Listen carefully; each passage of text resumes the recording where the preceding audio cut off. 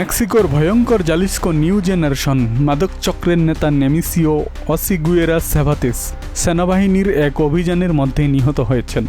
El Mencho নামে পরিচিত most wanted সেভাতেসকে গ্রেফতার করতে রোববার জালিস্কো অঙ্গরাজ্যের তাপালোপা শহরে অভিযানে গিয়েছিল সেনাবাহিনী। তাকে রাজধানী মেক্সিকো সিটিতে নেওয়ার সময় তার সমর্থক ও সেনাবাহিনীর মধ্যে সংঘর্ষ হয়।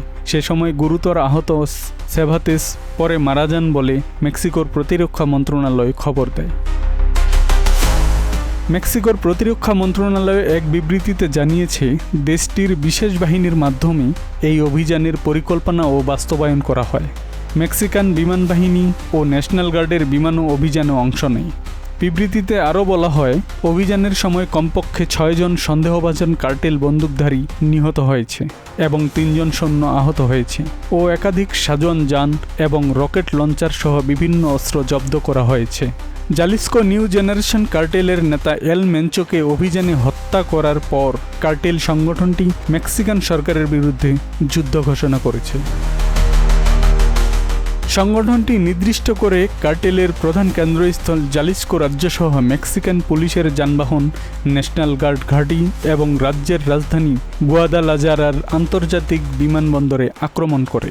বিমানবন্দরটি সমস্ত ফ্লাইট স্থগিত করেছে এবং মেক্সিকো গুয়াদালাজারার উপরে একটি নোটাম ঘোষণা করেছে। বর্তমানে শহরে সেনাবাহিনী মোতায়েন করা হয়েছে।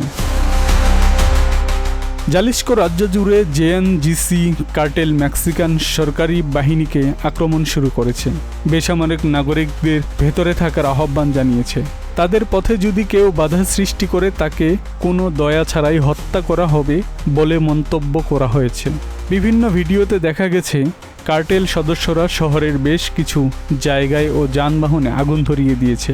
এলোপাথারি গুলি ছুড়ছে, মানুষজন ভয়ে ছুটাছুটি করছে।